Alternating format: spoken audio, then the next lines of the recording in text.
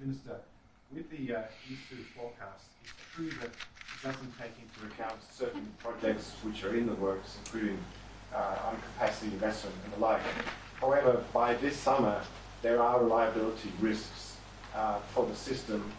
What can the federal government do to minimise these risks, whether it's speed up projects, give more support to the states to ensure that lights don't go out during the summer?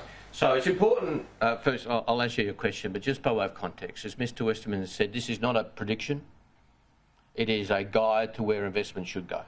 So I've seen others today out saying the lights are going out. Well, they can be irresponsible if they wish to. That's not how a minister or a shadow minister should behave, but if a certain shadow minister wants to behave like that, that's a matter of him. That's not what this report says.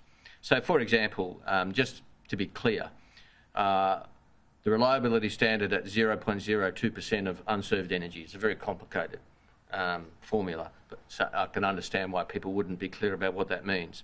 It means that in a jurisdiction, 12% of regional demand might not be met for 8 hours once every 5 years, for example. I mean, it's a very high standard, which we rightly set, a very high standard. In terms of next summer, it's no secret that next summer is going to be very hot. El Nino is coming. And we've been aware of that for some time. So a couple of things. Firstly, state and territory ministers, to their credit, agreed with me some months ago to provide AEMO with more money to get faster connections, a $3 million boost to AEMO to get faster connections approved in readiness for summer. Also, we have established a Capacity and Connections Committee, which meets very regularly to ensure that new capacity is coming online in time for next summer. So that's very important, and that is working well. You'll remember, Peter, that when I became minister, soon after the government was elected, I was advised very early about the huge pressures on winter, and that there was potential blackouts then.